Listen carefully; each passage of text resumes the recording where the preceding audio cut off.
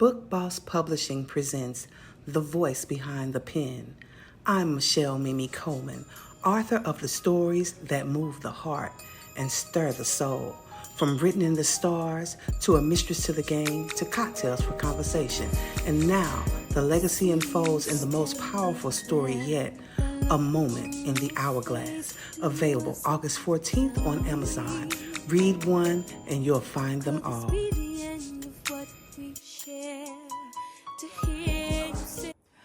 Welcome to An Evening in the Hourglass. I am your girl, Mimi Michelle. As you guys know, I used to have a podcast called I'm Just Saying. And today I am here to celebrate my latest novel, A Moment in the Hourglass. I brought this book out on August the 14th.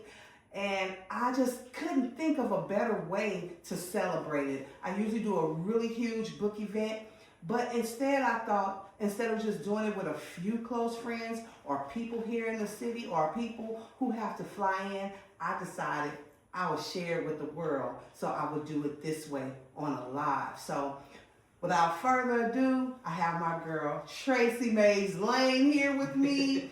She has been in my life since, 2005? Yes, ups, downs, highs, and lows. And she is going to interview me today, as well as I interview her about the book. So without further ado, let's get it going. Born in 1971 in the heart of St. Louis, Missouri, Michelle Cooper entered this world at Homer G. Phillips Hospital, the only all-black hospital of its time. History just wasn't around her, it was already inside her. She was quiet then, shy, but in 1983, when her mother and sister moved to Acleaf, Texas, everything began to change. The girl who once hid behind her words found her wings under Friday night lights and neighborhood laughter. In 10th grade, she took a detour, dropped out, got her GED, and traded her textbooks for hair shears and creativity. But her real gift, her voice, lived in what she wrote, in poems and songs that carried the weight of a young woman learning life lessons the hard way. And when life started lifing in 2023, those words became something bigger. Her pain became her power. Her story became her purpose. What she wrote turned into her first book, Written in the Stars. Now, with A Moment in the Hourglass, she turns her pen towards healing, towards finding beauty in broken spaces, because every grain of sand holds a story, and every story deserves to be told. Welcome to An Evening in the Hourglass. It was this time last year that I learned the true meaning of life is short. I walked into my mother's bedroom to wake her up, only to find her cold and lifeless. Some moments change us. Others show us who we've been all along. You ever wonder who your mother was before she was your mother? Every day.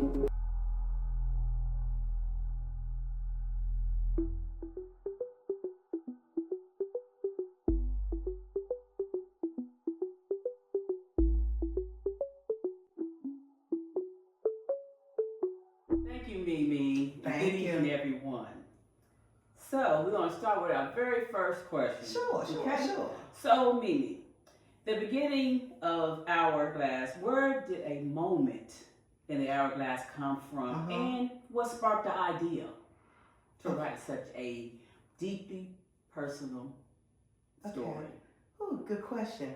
So, a few years ago, I lost a really good friend, Latane Bruce. And then like a year after that, I lost another great friend and client. Her name was Dion. And they just passed. And it was kind of a surprise, and it kind of took my breath away. And that was the time I started thinking time waits for no one, not even time. And that you should cherish the people you have in your life, because you never know when God is going to take them.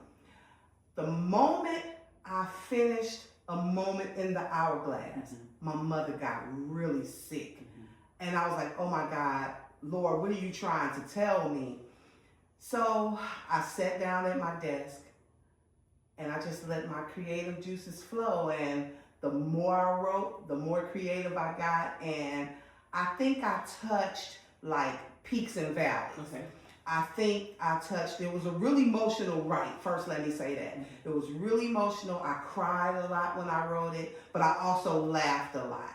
And so I'm hoping that that's what you guys get from it when y'all read it. Yes. Did you get that? Okay, well, let me go with my question. Okay. So, my first question to you, Tracy, first impressions. When you picked up A Moment in the Hourglass, what were your initial thoughts about the story and or about me as an author? Good question. So initially with the book, as I read, even from page 1 with the forwards and all of that. Yeah. Even getting into the first chapter as I'm reading it, right?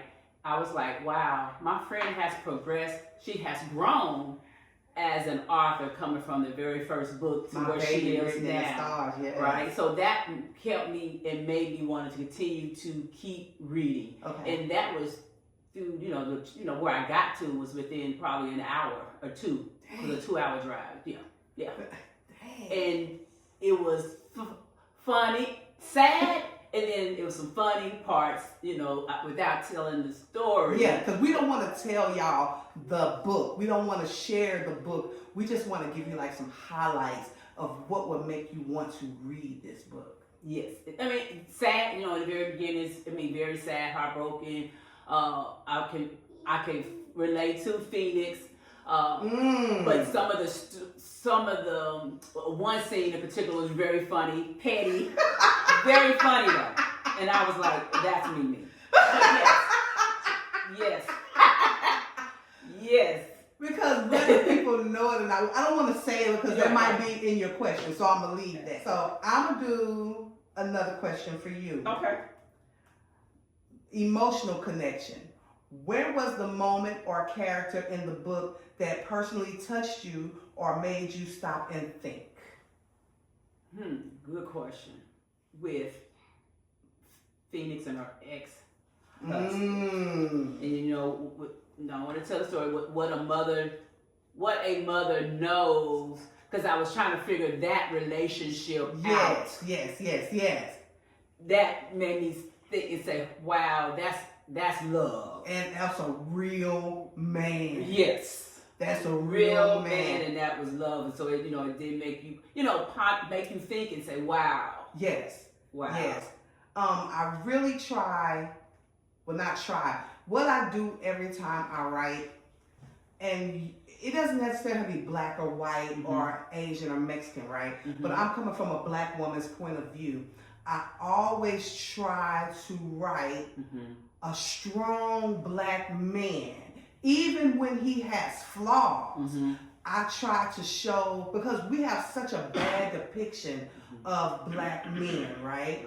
So I try to write a strong depiction of a black man, because they get torn down so much, and it's not always honest and true. There are really great black men out there, even when they have flaws, even when they're cheaters, or even when they do things in the books. I try to show them growing. So that's what I tried to do with that character in Phoenix. Okay. All right. Writing through grief. This book deals heavily with loss, healing, and legacy. How much of Phoenix's journey mirrors your own personal experiences? Okay. If I have to be honest, I really wrote from my friend Delana Guest's strength. So, my friend, and I know she doesn't mind me saying this because her picture is all throughout the book. She's Phoenix. It's not really her personality, but I wanted to show her strength as well as her vulnerability. So my friend Delana lost both of her parents 6 days apart. She lost her father first after she had been caring for her mother for about maybe 2 years. I don't want to be exact on that, but 6 days after her father passed, her mother passed. And I never saw her break. I never saw her bend. I never saw her faith waver, even when we cried about it. Because we cried not only because we lost Barbara Jean, but we cried for our friend. And she stood flat-footed in a pulpit in 2 different cities, and she preached her mother's eulogy before her husband did. And I thought that was so amazing. And so this character, Phoenix, even though Phoenix cries a lot, she talks to God a lot in this book, she was strong. She was like, she had faith. She picked herself up. She tried to figure it out. And in the end, she prevailed.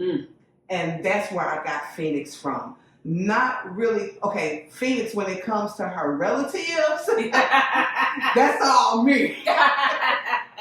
But how she handles her mother's passing, that's all deep. Wow. That's all deep. Wow. Yeah. That's all deep. That is. And I have to say, I asked her, I said, do you mind me using your image as the face of Phoenix in this book? And she was like, sure. So Phoenix is D, and the husband, Jaden, is Lance.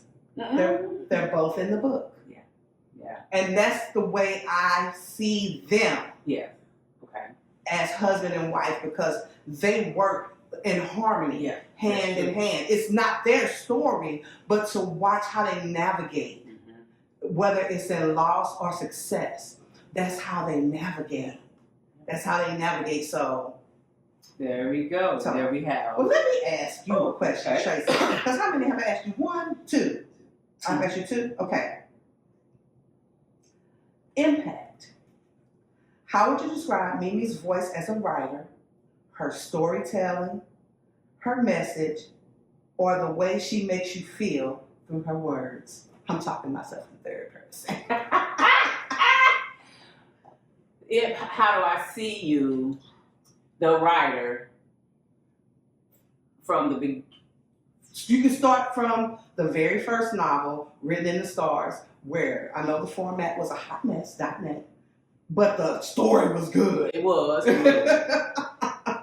But like I said earlier, I saw growth. Very good. Not saying the other books and stuff wasn't a good storyline. This really, I don't know, hit, meaning it could relate. Everyone could relate to something here in this book. And so as I'm reading, it captivated me, and I was just like, all I kept saying to myself was, wow, my friend, she is a writer. She is a writer. She is a writer. And as being as a writer, I saw her. I was like, wow, my friend is a writer. The storyline, everything is flowing. Everything made sense. It's like it just flowed. Thank you. And I was like, wow, she is a writer. So, well, I don't want to get ahead of myself. But as she write more books, I can just see that it has to just get better, and just elevate. Because this one, Because yeah, I do have a new novel out right now on Amazon. It's a trilogy. It's called The Night Shift at Hope Central. It's a totally different book. So buckle up and get ready. That dropped on the 28th of November. And I promise you, if you like any of my other books, you're going to love this. Okay, your next question, friend. The power of time. Okay. The hourglass is such a powerful symbol in the story. What does time represent to you personally? And why did you center the book around it? Whew. Okay. Since life has been life in these last couple of years, especially with where my mom is. By the way, A Moment in the Hourglass is her favorite book that I've written thus far. Wow. And a lot of her life has changed since I've written this book. But it's like time waits for no one, not even time. And it's so precious. And it is very important to me I don't know about anybody else. If you have a qualm with someone else, especially in your family, forgive. Because life is so short. Yeah. 1 minute you're 5, the next minute you're 15, and the next minute you're 50. And you will look back and say, shoulda, coulda, woulda. Let me just pause, put a bookmark in it. So, my name is Michelle Coleman, and I didn't think I was all that smart growing up. I struggled in school with a lot of things. I think I may have just learned differently. And in the 10th grade, my mother came home from work. She was a nurse, and she worked 3 to 11, 11 to 7 a lot. So when I was supposed to be on the school bus, she was at work. And she just happened to come home early one day, and I was sitting on the sofa.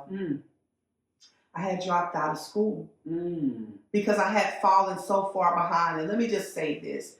I was doing well, and then I transferred to another school that the curriculum was not as strong as A-Leaf at that time. So when I came back, I was behind. If I would have just stayed, because I was on track, if I would have just stayed there, I probably would have graduated with my friends, but that's not God's plan for me. That wasn't God's plan for me, and I know that now. So when I started to write, I shocked myself, especially after the first book, because I wrote the first book in like 2 months. Then I wrote the second book in about 3 months. A Moment in the Hourglass, and that's why I know it has more depth. It took me 9 months. It was like birthing a baby. It took me 9 months. Now, the night shift at Hope Central took me 12 days. Oh, wow. It took 12, but it was so much fun. It was like, because once I get started, I'm sitting at my desk. It's set up in front of the window. Sometimes I sit down, and once I get started typing, I do chapter by chapter by chapter. And I learned this from writing Written in the Star. So I wrote the whole book, and then I had to go back and edit it because I'm an indie author. So I edit myself. I will edit, and then I will send it to my really smart friends, which is Tanya Mays. She'll read, she'll correct, because I remember the first book I wrote, Written in the Stars. And everybody was telling me, girl, this book's so good. Girl, because the story is good. I promise you I won't lie. But she was honest, and she said, who let my friend put this out? And I was like, huh? And she was like, Mimi, you've got to fix that book. And I wasn't offended. I took it down, and I did some research, and I changed like punctuations, and so I had a bunch of run-on sentences. It was just like, but nobody noticed that because the story was so good. So fast forward, when I started writing A Moment in the Hourglass, by that time I had learned a lot of lessons. And so when I would sit down, I would start sometimes at 6 o'clock in the afternoon, in the evening, and I'd write till like 2 or 3 o'clock in the morning. And then I couldn't sleep, so I would wake up at 6 o'clock in the morning and continue to write. And my mother was here, and she was like, "Have you been at that desk all night?" I said, "No, I took a nap." But what I learned to do, I got off track. But what I learned to do is write a chapter. Spell check it, punctuations, run it through Grammarly, run it through Chat GPT, and no, Chat GPT does not write my books. I have a creative imagination. My sister can tell you, my mother can tell you, my friends can tell you, I have a creative imagination. But what I want to do is make sure those punctuations are correct. I want to make sure when you order your book, I don't have a lot of mistakes. I don't have a lot of run-on sentences. I don't have a lot of misspelled words. I have grown as a storyteller. So I think that's what I learned from the beginning to where I am now. Yeah. You go, Tracy. Okay. So, between the pages. Okay. Okay. Vivian's journals play such a central role in the novel. If your own journals could speak, what would they say about who you were while writing this book? I was emotional. Oh my God.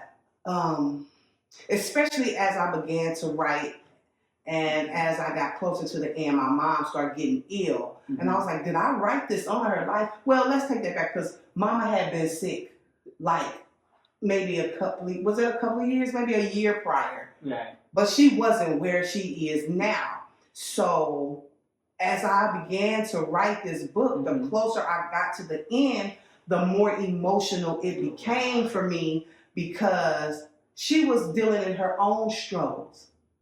I was writing about a mother who passed, but my mom was actually dealing with her own health issues. Yes. So my journal would be an emotional roller coaster, I believe. I believe it would definitely be an emotional roller coaster because Lord have mercy. Oh yeah, I can only imagine. You want me to? Especially because you don't look at your parents as being old till one day you see them that way. Yeah. I noticed my mom had aged when I was sitting in the hospital one night because, for a minute there, she was going to the hospital like every 2 weeks, every month, and she was spending time there. Every time she went to the ER, they were keeping her. And I remember seeing my mom lay in the bed and I couldn't see her because she has gotten so small. And because now she moves really slowly. And my mother was one of the people, she wasn't one of the people that kicked it like me. She wasn't one of them. Right. But my mom, drove all over the city. Yeah. She was a private duty nurse. She cared for every kid in the neighborhood who needed it. My mom was strong. My mom was independent to a fault. And to see her now have to rely on us, it's a lot. It's a lot. So cherish your mother or any family member because I don't think you truly become an adult until you have to live without them. That's a word. What they do now? What's that? Clock it. You know how out there. What they do? What they do? Okay. I don't know what they do with it. I don't Y'all say I've lost 2 nails, but I ain't worried about that. But a question. Yeah. The author behind the pen. Now, you've worn so many titles. Stylist, publisher, visionary. But when did you realize you were ready to add author to that list? Okay. So, I think my first book came out in 2022. It was either 2022 or 2023. I think it was 2022 when I wrote Written in the Stars. And I don't know why I didn't think that I would be able to do this because I've been writing since I was a kid. So for those of you who don't know it, me and my sister grew up singing in a group together. And I used to write all of our material. Every song until she started writing. Right, okay. But I wrote every song. I was a rapper in high school and in middle school. I was one of the coldest rappers in 80. You better ask around. And I wrote poetry, and people didn't know that. Wow. So when I started writing and it started to flow, I was like, well, Mimi, why wouldn't you? Right. Because you've been writing your whole life. You just didn't know sequence. You just didn't know punctuation. But I knew punctuation. Like once you start back writing, then you know what makes sense. Yeah. Yeah. But I think I was afraid of it. Because I knew I was a great hairstylist. Yeah. I knew that I was very artsy. Yeah. But academically, I didn't give myself credit because I had dropped out of high school in the 10th grade. Right. So I never really gave myself credit, but I didn't even realize that when I got my GED at 16, 17 years, I think I was 17, I scored like a 99 percentile at a senior level, and that made my mom angry because she just knew I was going to fail the GED. She just knew it. Yeah. But I scored like a 99 percentile of the class, and I got almost everything correct. And she asked me, she was like, how come you can work 6 weeks at a 12th grade level, but you couldn't do that in high school? I said, well, I focused. It wasn't none but adults in my class. We weren't playing around. You know I'm the class clown. Yeah. You know I'm silly. So I think that's where that came from. Yeah. I don't think I know. Yeah. That's where that came from. Let me ask you a question. Okay. Let me get my phone. Okay. Lasting impression. After finishing A Moment in the Hourglass, okay, let me just be honest. She ain't finished it yet. She's on chapter 12. And I don't want to really tell her the end. And I don't want to know the end. So Yes. I do have some other people who have read completely. Watch this. Come really close. You close enough? It's called A Moment in the Hourglass. All I'm going to say is Phoenix. Her name is Phoenix. And one of the things that you need to know is that it takes a lot to have a vision. It takes a lot to let all of your imagination roam and come up with amazing books. A Moment in the Hourglass. And the main character is Phoenix. I'm so proud of Michelle, who's also my niece, that she has harnessed all of her talents. And we know she has a lot of talent, but to come up with this, you are missing a treat. I can't say enough about Mimi Michelle, but one of the things you need to know is that this is only the beginning of an amazing, amazing journey in the world of journalism. And whether you are an avid reader all the time, or if this is your first book, this needs to be the one. A Moment in the Hourglass. I'm telling you, there's twists, there's turns, there's ups, there's downs. You don't want to miss any of it. And again, I cannot say enough about the author. Stay tuned. There's so much more to come. But this is an amazing read. Make sure you get yours. And tell me what you think after you've read A Moment in the Hourglass. Okay, so legacy and inspiration. Mm-hmm. If you could say one thing directly to me about what this book meant to you, what would you tell me? Keep going. Keep going. Keep striving. You can only go up, right? And don't doubt yourself just because you had a GED. That doesn't mean anything, right? You're smart. Thank you. Don't ever think you're not smart. Thank you. Because you next. Hold on. No, because I'm saying because you are the most. When I say creative, it can write. Thank you. That ain't no dumb person. Thank you. That can do that. Don't do that. We're not gonna do that. We're not gonna do that on here. But you know, you do enough of that when you read. You're smart because you're very creative. Don't ever doubt yourself on none of that. Don't ever do that. Okay, never. You can do it. And just keep. She's talking about back there, talking about suck it up. Keep. You only can go up from here. Thank you. What's your question? Okay. Oh Lord. That's all right. Okay. The impact of vulnerability. Woo! Okay. Now this book feels like you poured your heart on every page. Was there a moment during writing when you almost stopped or doubted you could finish? Yes. Okay. Yes, and yes. All right. It took me 9 months to write this book. It was like birthing a baby. And I had like a writer's block almost because it wasn't really my story. So I sat down and I wrote the prelude, I wrote the first few chapters, then I stopped. Okay. And every time I sat at the desk, there was nothing. And then one day, I sat down. Oh, wow. And it just started going boom, boom, boom, boom. And it was just coming up. Wow. It was like I was throwing up. Wow. And I would finish, cry, finish, wow, laugh, finish, be angry. Yeah. Because once you get past chapter 12, Okay. it's going to be a lot. Mm. Yeah, that box, that treasure box. Okay. Yes, sir. Mm-hmm. Yes, sir. Mm-hmm. There's one. So I have cousins that are like siblings to me.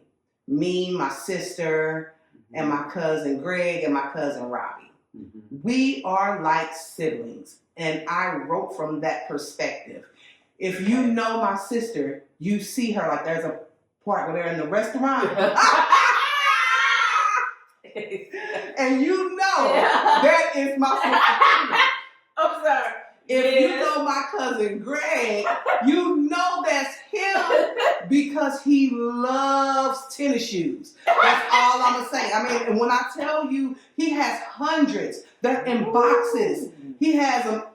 They don't even have spare bedrooms. Oh, wow. Because that's where the shoes are. He's been collecting them. This is real. So there are real things in this book that I elaborated on. Mm-hmm. And just how we connect. Wow. So there's a portion of the book where, and I don't know if you got here yet, but I'll just say this, where the siblings, where the cousins are at the top of the stairwell. Have you gotten there yet? Keep going. Okay, so they're at the top of the stairwell and Phoenix breaks. Mm-hmm. And they sit there in silence. Mm-hmm. And the silence jumps off the page. Mm-hmm. And it just shows you what love is. Mm-hmm.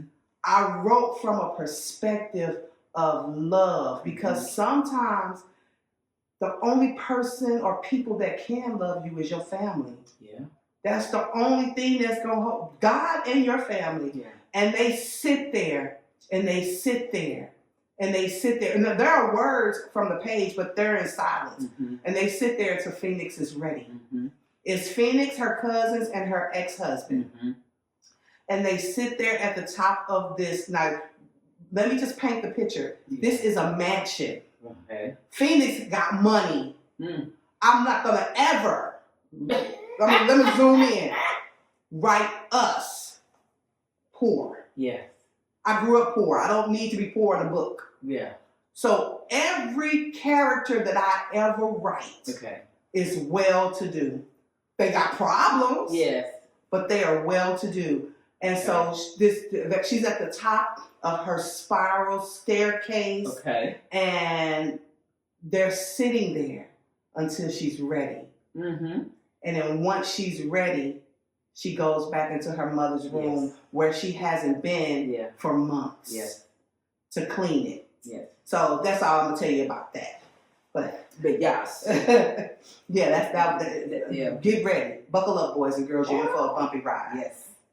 So now, with that being said, reflections of family. Family dynamics are such a strong thread in your story. Love, pain, forgiveness. How did your own family relationships shape the characters we see? I guess I kind of went ahead of myself. So my sister is my best friend. Yeah. We don't always agree, but she is my best friend. And Phoenix is the only child. Let me say that. In the book, Phoenix is the only child and my friend Delana's not an only child, but her and her brother are such span apart, age-wise. They're so far apart that I wrote Phoenix as the only child. But in the book, Phoenix and, Lord, what's my baby's name? See, I be forgetting hold on, I'm going to tell you what her name is. Farrah. Farrah's real name is Juanita. Yeah. But when she moved overseas, she changed her name to Farrah. Yes. But in the book, you can see Farrah and Phoenix are best friends. Yes. And because my sister and Farrah has my sister's personality, she's my best friend in the book. Wow. That's where I got that from. Wow. Did I miss something? No. Now, living life in yellow. Oh! Now, you often say, and that was in part of the beginning of the book as well, Now, you often say, live life in yellow. Yes. What does that phrase mean to you? Okay. And how does it tie back into a moment in the hourglass? Okay. So, I created, Vivian is the total opposite of my mom, except for my mom IQ was 163 in real life. My mom settled. She could have done so many things, but she chose to love us. And she chose to care for us instead of doing what she could have done in life because she was so smart. And I made yellow Vivian's favorite color. I don't think my mom has a favorite color. I don't think she cares. But I have a couple of favorite colors. So I asked God, I said, I need a color that represents how you should live life. And so we came up with yellow. I come here when the world feels heavy. She used to bring me to fields like this. Said the flowers listen better than people sometimes. I swear I still hear her in the wind. Yellow is joy and happiness. It is hope, intellect, optimism, and caution. The color of sunshine after sorrow. Of joy that refuses to be quiet. It is laughter. It is light. It is love. Always live life in the yellow. Always. So no matter, I was like, life gon' life. Yeah. And it be life. And it life on a regular basis. Satan don't have no new tricks. Yeah. He is always up to something. I took my brace off because I didn't really want to have it on an interview, but I broke my arm in September. And God showed me that it wasn't me who led this life. It was him. Because I never missed a bill or a meal, and I didn't work for 30 days. Oh, wow. And I ain't a rich author yet. So no matter what life throws your way, always live life in the yellow. So true. Always live life in the yellow. So true. Always. Life is so short. Bam. So, the legacy you're building. What do you want readers, especially women, to take away from your story once they close the book? That there's light at the end of the tunnel. That sometimes we judge our parents too harshly. There is no manual that shows you how to be a parent. It is on the job learning. And I think we should just give our parents a break. Because they were once our age too. They were once teenagers. They made mistakes like we made mistakes. And I think Phoenix had the opportunity to know her mom as a child, to an adult. You know, you have assumption of who your mom or who your parents are, but she was able to see into Vivian's life as a woman. She got to know her mom as a woman. And I think sometimes if we get to know our parents just as people and not as mom or dad, we will have more grace. I think we will have more grace. True, and then be able to look at the struggles that they had. To get us, to make a better life for us. That's all that they feel like they were really trying to do, to be good parents, role models for their children, but give them something that they didn't have. Because you have to think about, okay, so I'm 54, she's 54. We were born in 1971. So think of our parents who were born in 1950. My mom was born in 1953. And your mom was 2 years older than my mom. So it was in an era where black wasn't celebrated. Where my mama said she remembers drinking out the black's only water fountain. You know, my mom was around when Dr. Martin Luther King died. So there was a different time, a different era. So I know some of my mom's stories, and that's how I was able to elaborate on the journals. But I think we just need to show our parents, kids, show your mama and daddy some grace. It is on the job learning. And you are a parent now, or if you ever decide to become a parent, that's when you will learn that being a parent ain't easy. God didn't give me kids. he gave me love to share with other people's children, but he didn't give me kids. So, yeah, I would say show some grace. And parents, show some grace to your kids. Yeah. Because I think you were once there. there, and I think you need to remember the things that you did when you were at that age. And it's a different time. Yeah. They don't look at the dictionary. They don't have to pull out the Encyclopedia Britannica. They don't have to look at a thesaurus. They have ChatGPT. They have Google. Yes. They have social media. Everything is at like a click of a button. And some of it is lies and some of it is true. That's why they think they know it all, because everything is at arm's reach, a button. Like, boop, boop, boop, they got it. So I just think, I think what this book shows is that we should have grace. Grace. We should have grace.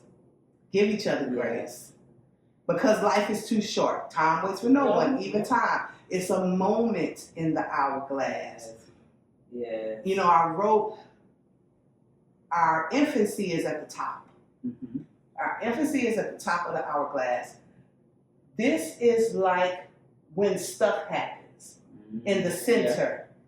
When stuff, I almost cussed, gets tight, or you should, like your middle age, or like when you start to get to know yourself and you go through things, and the bottom is almost the end, where you have revelations, where you realize stuff wasn't that serious, where you look around and you look on a photo and everybody on that photo is now gone, but maybe one person. Yeah.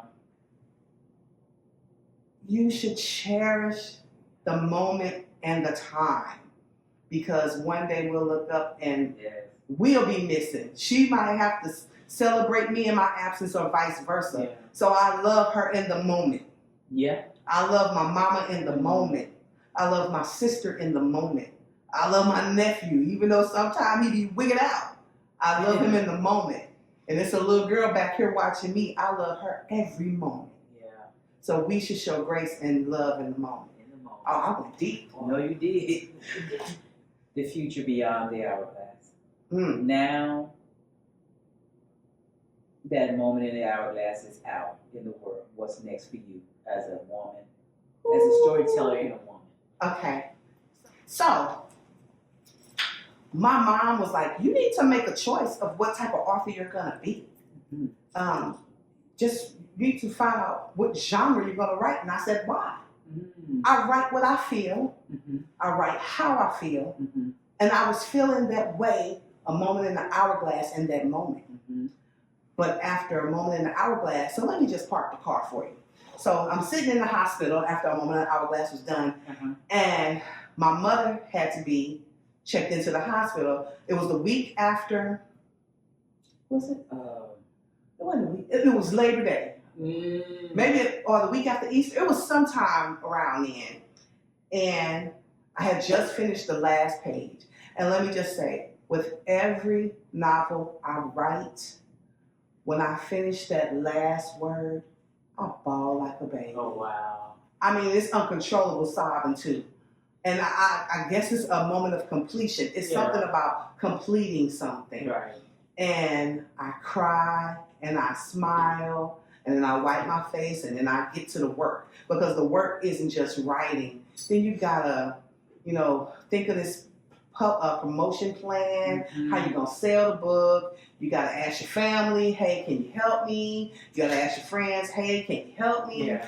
So after I finished the moment in the hourglass, I was sitting in the hospital and the doctors and the nurses kept coming in, kept coming out, kept coming in, kept coming out. Okay. And then my imagination went crazy. I was like, what if one of these doctors was sleeping with all the nurses and the patients that came through and so I called him Dr. Dirty Dick. It just came to me just like that, quick. His name is Dr. Carmine Chancellor. Okay, Carmine Chancellor. And the nickname for him around the hospital is Dr. Dirty Dick. And I wrote this in 12 days. Wow. It was so much fun. So Juicy. Woohoo. So This is a trilogy. They're very short books, but they are full of a lot. They're $10.99 on Amazon. Okay. And it's about a man who cheats on his wife Okay. and gets framed for murder Oh. in the beginning because one lady liked him and he didn't like her back. And she's like, how dare he not like me? He's sleeping with everybody. I want to sample. Well, she didn't get it. And that's where it starts. Yeah. So this is part 1. This is part 2. And they are twins. And I wonder, how are they twins? Mm-hmm. Well, when you read it, you'll figure that out. Okay. And then this is part 3. The second dose of deception, the reckoning. I promise, and these are yours. Oh, thank you, friend. These are yours. I need to sign all your books. So my goal is to retire from hair and become a full-time author. I want to write full-time, and I want God to provide through my writing. Where I don't want, for me, I want to leave a legacy for myself and my family. Yeah. Where we don't have any wants or needs.